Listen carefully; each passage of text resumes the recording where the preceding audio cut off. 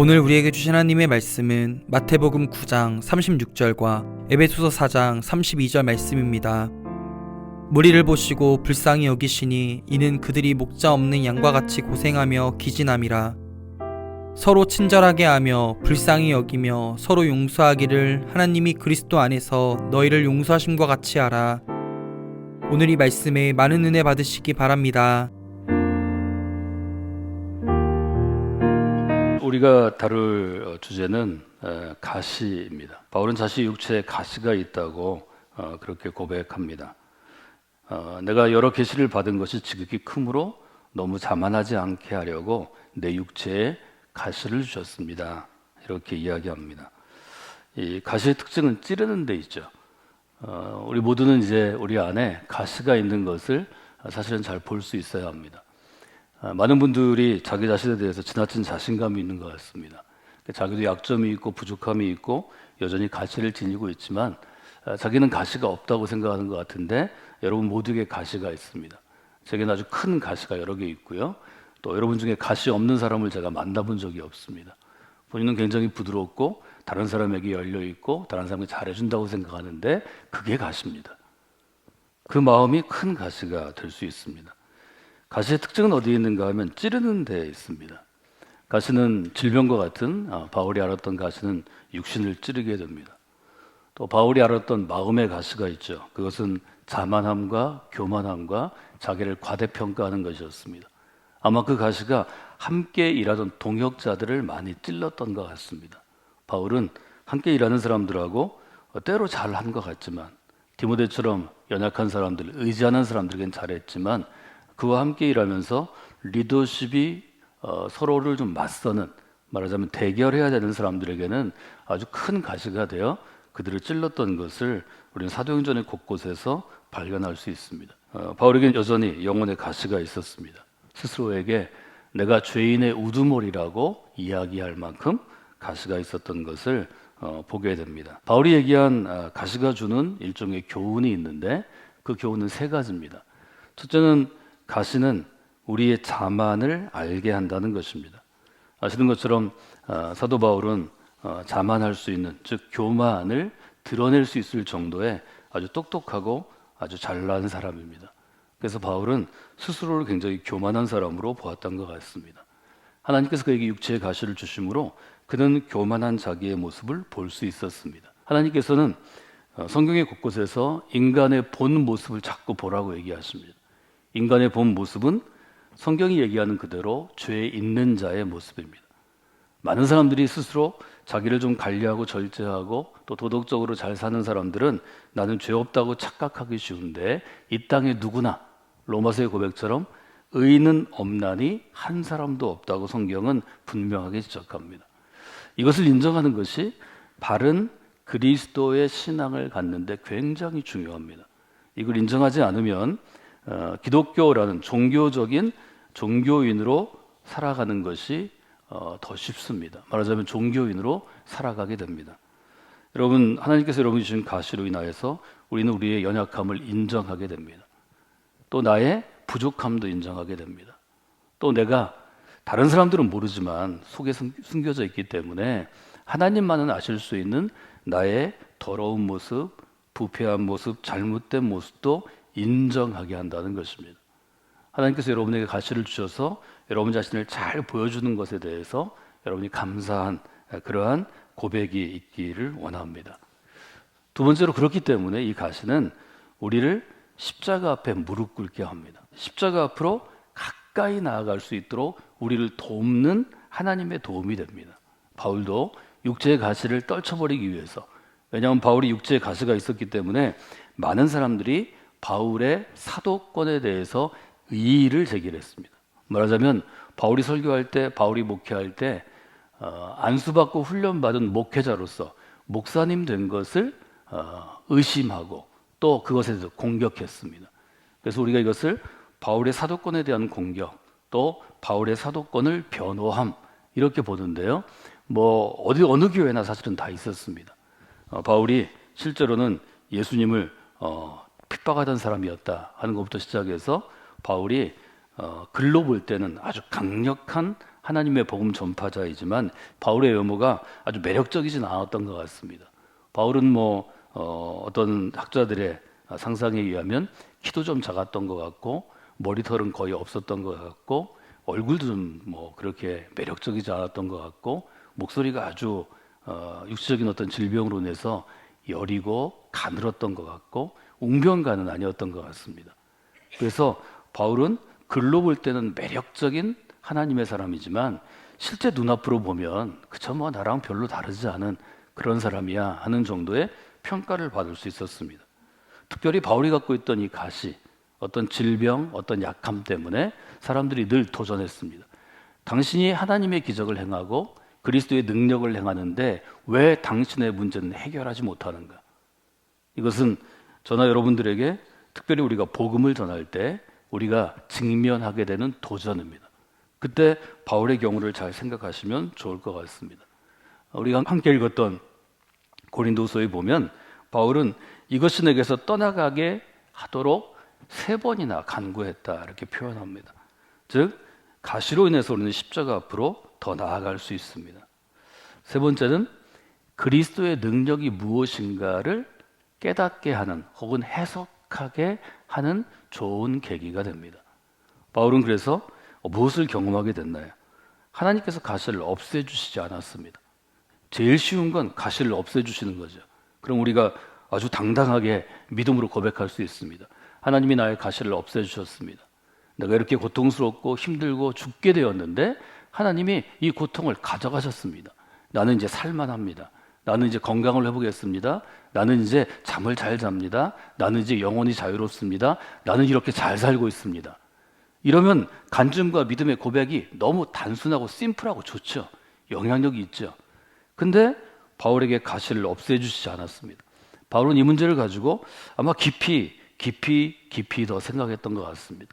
왜 하나님이 내가 간절히 원하는데 이 가시만 없으면 내가 더 설교를 잘할 수 있는데 더 전도를 잘할 수 있는데 더 견고하고 강력한 교회를 세울 수 있는데 교회 부흥이 있을 수 있는데 가시를 그대로 두셨나 하는 것을 그가 고민할 때 하나님께서 그에게 하신 말씀은 내게 베풀어 주신 능력이 내게 베풀어 주신 은혜가 너에게 이미 충분하다는 것이었습니다. 바울이 이 말을 붙잡고 씨름했을 것입니다. 내게 주신 은혜가 충분하다는 것은 무슨 의미인가? 사랑하는 여러분, 하나님께서 여러분을 부르실 때 또 여러분을 사랑하시기 때문에 여러분에게 주신 은혜가 이미 충분한 분이 대부분입니다. 여러분의 은혜가 충분하고 여러분이 주신 능력이 충분한 것들을 잘 헤아려 보시는 또 잘 세워보시는 그런 분들이 되시면 좋을 것 같습니다. 그래서 바울은 그리스도의 능력에 대해서 이렇게 해석합니다. 그리스도의 능력이 나의 가시를 없애지 않고 가시는 여전히 그대로 있지만 가시가 주는 고통을 내가 붙잡고 견디어내면서 하나님께서 주신 일을 계속해서 감당하게 하는 것, 이것이 내게 주신 그리스도의 능력이요 소명이라는 것을 그가 고백하게 됩니다. 그래서 고백하죠. 내가 그리스도를 위하여 약한 것들과 긍휼과 궁핍과 박해와 곤고를 기뻐하노니 내가 약한 그때에 강함이라. 이렇게 고백하는 바울의 고백을 우리가 보게 됩니다. 하나님은 주님께서 원하셨겠지만, 주님께서 때로 기도하셨겠지만 십자가의 고통, 십자가의 죽음을 면제하시지 않았습니다. 하나님은 오히려 주님에게, 예수 그리스도에게 그 길을 좀 걸어갈 것을 마음이 아프셨겠지만 또 눈물을 흘리셨겠지만 핏방울이 눈물이 되어 떨어졌겠지만 그 길을 허락하시고 인도하셨습니다. 이것은 성숙한 그리스도인이 걸어가야 할 길, 혹은 그리스도의 제자가 걸어갈 길이라고 예수님은 말씀하십니다. 여러분이 할 수 있으면 믿는 우리의 삶 중에서 이 땅에 있을 때 우리의 약함을 통해 또 내게 주신 약함을 통해서 강함으로 역사하시는 그 그리스도의 강함을 경험하시는 분들이 되시기를 주님의 이름으로 부탁을 드립니다. 우리의 고통은 여전히 진행 중입니다. 그리고 바울의 고백을 함께 고백했습니다. 내가 잠시 지금 받고 있는 현재의 고난은 장차 우리에게 올 큰 영광의 중한 것, 영광의 아주 중하고 무거운 것을 이루게 하실 줄을 믿습니다. 이 소그룹을 통해서 얻게 되는 제일 큰 것은 하나님이 주신 가시가 왜 주셨는지를 알게 하고 이 가시를 통해서 어떤 좋은 열매를 맺기 원하시는가를 배우는 것입니다. 소그룹 훈련의 제일 좋은 점을 전 이렇게 정의해 드렸습니다. 절 따라서 하실까요? 우리는 만나면 힘을 얻습니다. 만나면 힘을 얻는 소그룹의 특징은 어디에서 올까요? 만나면 힘을 얻는 이런 그리스도인, 성숙한 그리스도인을 세우는 사역의 특징은 어디서 올까요? 가장 중요한 것은 첫 번째, 한 사람 한 사람이 주님의 마음을 품는 것입니다. 저는 이것을 마음의 정원을 가꾸는 것이라고 말씀드렸습니다. 그리스도인은 마음의 정원을 가꿀 때 주님의 마음을 품게 됩니다. 오늘 함께 읽은 마태복음 9장 36절에 보면 주님의 마음은 이것이죠. 무리를 보시고 불쌍히 여기시니 이는 그들이 목자 없는 양과 같이 고생하며 기진함이라. 주님이 사람들을 보실 때, 무리들을 보실 때, 도시와 마을에 다니면서 보실 때 불쌍히 여기셨다고 표현합니다. 이것은 긍휼하심이라는 번역으로 우리에게 주어집니다. 그 마음 가운데 긍휼히 여기셨다는 것입니다. 그들의 모습은 무엇과 같았나요? 목자 없는 양과 같았습니다. 우리 잘 생각할 것은 교회 안에서 우리는 목자의 심정을 갖는 것입니다. 목자가 하는 일은 어떤 것인가요? 양에게 먹을 것, 마실 것, 쉴 곳을 공급하는 것입니다. 그런데 목자의 마음을 품은 사람은 양을 사랑하기 때문에 먹게 하고 쉬게 합니다.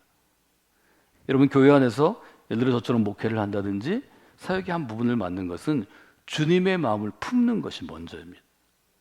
그리고 한 영혼이 정말 주님 안에 있어야 하는데, 주님 안에 있는데 그가 잘 자라나지 못하고 성숙하지 못해서 주님이 주시는 풍성한 은혜를 누리고 살지 못하는 것을 안타깝게 여겨야 합니다. 그 안타까움과 그를 긍휼히 여기는 것 가운데 하나님이 역사하십니다. 여러분의 마음 가운데 이 마음이 있기를 주님의 이름으로 축원해 드립니다. 그러면 세상의 모임과 그리스도의 소그룹은 무엇이 다른가 하는 점을 우리는 생각해야 합니다. 세상의 모임도 좋은 모임이 많이 있습니다. 그러나 그리스도인 소그룹이 특별히 다른 것은 무엇이 다른 것일까요? 저는 이것을 고슴도치 딜레마를 통해서 설명해 드렸습니다. 존 오트버그라는 목사님이 고슴도치 딜레마라는 것을 설명한 것을 제가 여러분에게 소개해 드렸습니다. 고슴도치는 아주 외로운 존재입니다. 늑대나 양이나 까마귀처럼 무리를 지어 다니지 않는다고 합니다. 혼자 다니죠. 혼자 다녀서 외로운 걸 너무 잘 압니다. 고슴도치가 짝짓기 하는 계절이 있습니다. 너무 외로워서 동료 고슴도치에게 다가가서 자기 외로움을 풀고자 하는 것입니다. 그런데 고슴도치는, 여기 미국에서 쓴 글이니까요, 미국의 북미산 고슴도치는 3만 개 가까운 가시를 갖고 있다고 합니다. 고슴도치가 서로 가까이 갔는데 서로의 가시에 찔려서 상처를 입고 실망하고 분노하고 돌아선다는 것입니다. 현대를 살아가는 우리들이 마치 이와 같다는 것입니다. 우리에게는 수만 개의 가시가 있습니다. 상대방을 향한 시기도 있고 질투도 있습니다. 내 자신의 욕심을 향한 이기심도 있습니다. 거절당한 데에 대한 상처도 있습니다. 다른 사람을 비난하는 나의 오만함이 있습니다. 내 마음대로 되지 않을 때 오는 분노들이 있습니다. 이 가시가 나를 해칠 뿐만 아니라 상대편을 해칠 수 있습니다. 그래서 가까이 하기엔 너무 먼 당신이 될 수 있다는 것입니다. 우리가 만날 때마다 힘을 얻기 위해서는 이 가시가 있는 것을 인정하고 함께 하는 것이 중요합니다. 바울은 우리가 소그룹 사역으로 또 우리가 신앙의 모임으로 성장하는 것을 이렇게 표현합니다. 너희는 모든 악독과 노함과 분냄과 떠드는 것과 비방하는 것을 모든 악한 의도와 함께 버리고 서로 친절하게 하고 불쌍히 여기고 용서하기를, 세 가지 얘기합니다. 이것이 이제 마더와이저 같은 소그룹 모임에서 우리가 함께 배우고 훈련하고 교제할 때 일어나는 일인데요, 서로가 서로를 존중하며 친절하게 대하려고 노력합니다. 보통 땐 날이 서 있는, 가시가 서 있는 사람도 모임 안에 들어오면 첫 주, 둘째 주, 셋째 주, 넷째 주는 좀 까끌까끌합니다. 넷째 주 정도 지나가서 다섯째 주, 여섯째 주가 되면 그때 가시를 숙이고 서로 가시를 숙이고 다가와 부비기 시작합니다. 친절하게 하는 것입니다. 돕는 사람들이 있습니다. 훈련하는 리더가 있고 리더를 돕는 헬퍼들이 있는데요, 이분들은 처음부터 이들을 품고 기도하기 때문에 첫 모임부터 불쌍히 여깁니다. 불쌍히 여기는 사람들에게 함께 온 사람들이 자기의 가시로 찔러댈 때가 많이 있습니다. 그러나 찔러대는 것을 이기고 이 불쌍히 여김으로 주님의 마음으로 나아가면 결국은 용서함에 이르게 됩니다. 이 과정을 disciple making, 제자를 만들어가는 과정이라고 부릅니다. 제자 만들기, 제자 삼기, 제자 세우기, 제자 훈련 여러 가지로 번역돼서 한국에 들어와 있는데요. 저는 제자를 세우는 사역이라 이렇게 우리말로 정의를 했습니다. 여러분, 성곽교회 믿음의 공동체에 오셔서 우리가 모두가 가시가 있는 사람들이지만 그 가시를 통해서 하나님의 은혜를 체험하는 경험들이 좀 쌓여지시길 원합니다. 그 가시가 있지만 우리가 함께 만나서 모일 때 서로 친절하게 하고 서로 주님의 마음으로 불쌍히 여기고 서로 용서함으로 만날 때마다 힘을 얻는 믿음의 역사가 우리 안에 풍성하게 거하기를 원합니다. 십자가에 주님께서 달리신 것은 바로 그 일을 위한 것입니다.